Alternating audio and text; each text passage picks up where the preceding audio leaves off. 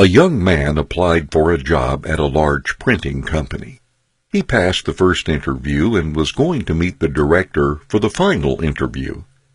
The director saw his resume, and it was excellent. At the interview, the director asked, "Have you received a scholarship for school?" The young man replied, "No." "Was it your father who paid for your studies?" asked the director. "Yes," replied the young man. "Where does your father work?" asked the director. "My father is a blacksmith," replied the young man. The director asked the young man to show him his hands. He showed a pair of soft and perfect hands. "Have you ever helped your parents at their job?" asked the director. The young man said, "Never. My parents always wanted me to study and read more books. Besides, he can do the job better than me."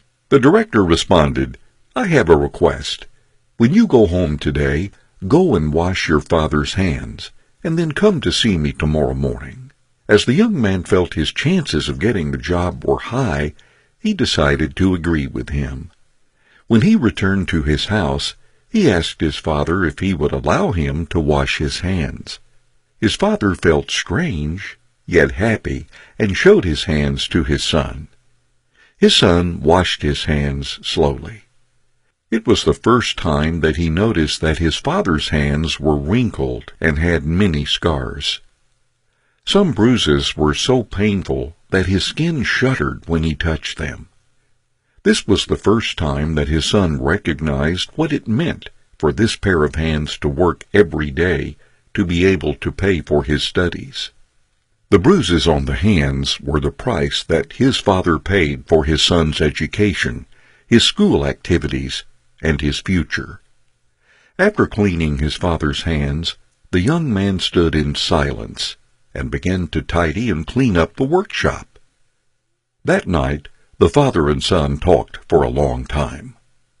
The next morning, the young man returned to the director's office.